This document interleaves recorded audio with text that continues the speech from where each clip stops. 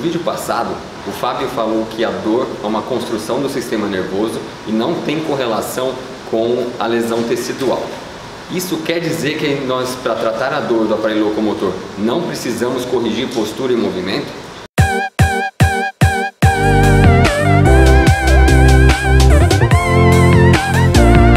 Olá, sejam bem-vindos ao canal Graus de Liberdade. Eu sou Cássio Siqueira e nesse vídeo nós vamos discutir um pouquinho mais sobre o tópico de dor do aparelho locomotor. No vídeo anterior, o Fábio mostrou os novos estudos sobre o tema e o status do conhecimento atual de que a dor não é um input sensorial, ele não é uma informação que vem da periferia. Pelo contrário, a dor é uma manifestação do sistema nervoso, é um output que sinaliza perigo. Então é o sistema nervoso que emite esse sinal de dor quando ele julga que precisa nos alertar de que tem algum risco iminente. E esse comportamento atual vai ser muito importante para tratar pacientes com dor e vai ajudar desde a forma como nós nos comunicamos com esse paciente. Mas é bem comum que novos achados causem nas pessoas a tendência de anular achados antigos, mesmo que verdadeiros. E é possível observar um movimento nos profissionais da área da saúde de interpretar que a dor é uma construção do sistema nervoso, então por isso não se deve abordar a periferia.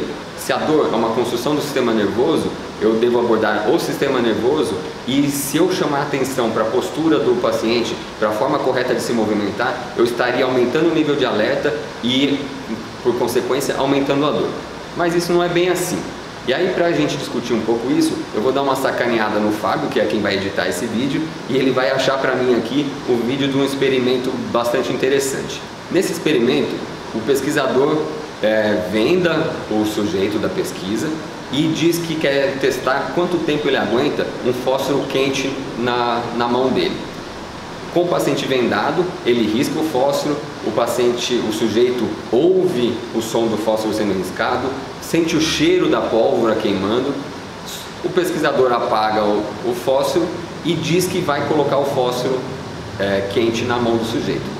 Só que ao invés de colocar o fósforo quente, ele coloca uma outra coisa que não está quente, obviamente. O que acontece é que o sistema, já em alerta, responde como sendo dor aquilo que não deveria ser dor, porque o que foi tocado na mão do paciente não era algo que necessitasse mesmo de uma resposta de alerta. E isso mostra pra gente mesmo como o sistema nervoso, simplesmente pela dor, ele está sinalizando risco. Mas isso não exclui os momentos em que a dor deveria acontecer porque existe uma ameaça real ao tecido. Se nesse mesmo experimento o pesquisador colocasse o fósforo quente na mão, a resposta esperada e desejada era que esse movimento de retirada acontecesse e a dor teria sim uma relação com o risco, com o risco iminente de lesão tecidual. E nesse caso, a dor seria uma resposta adequada. E tanto a dor quanto a retirada da mão seria uma resposta adequada porque há um risco real dessa mão se lesionar.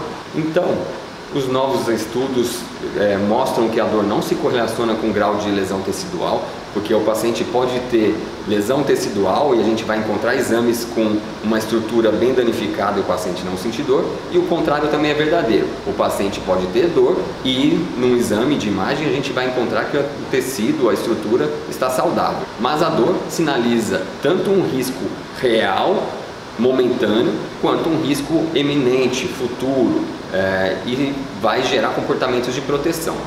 Pensando no sistema nervoso, a dor pode sinalizar uma lesão tecidual, mas ela pode sinalizar a iminência de uma lesão tecidual, como ela pode sinalizar também instabilidade articular, o receio da pessoa de cumprir uma determinada tarefa porque a articulação pode sair do lugar ou porque pode falhar o cumprimento da tarefa por conta de algum risco ao tecido. Então o fato da dor ser um output não sinaliza para a gente que a gente deva ignorar a periferia. Pelo contrário, nós devemos entender que a dor é uma construção mais complexa, mas que ela está sinalizando um risco para a periferia. E aí, como profissionais da saúde, nós devemos olhar para esse risco, entender as causas dele, mas nos comunicar com o paciente de uma maneira que não aumente o alerta.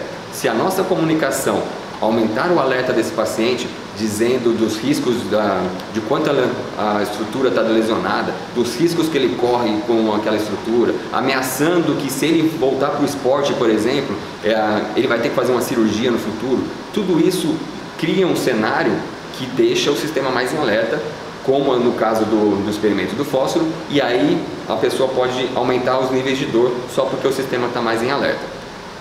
Qual é a melhor estratégia? De ter uma comunicação mais adequada, de não aumentar o nível de alerta, mas não deixar de olhar para a periferia e corrigir aquilo que o sistema está entendendo que é um risco e que no caso da funcionalidade é um padrão inadequado de movimento. Então nós devemos sim corrigir postura, devemos corrigir padrões de movimento, e como devem ser esses padrões de movimento vai ser o tema do próximo vídeo, para até contrapor um vídeo que viralizou aí no YouTube de um sujeito que ironizando padrões de movimento correto, só que feito de maneira inadequada. Então espero que tenham gostado desse vídeo mais curto, mas com uma continuação a seguir, para a gente falar então de padrões de movimento. Se você gostou, siga nosso canal, curta nossa página no Facebook e até a próxima.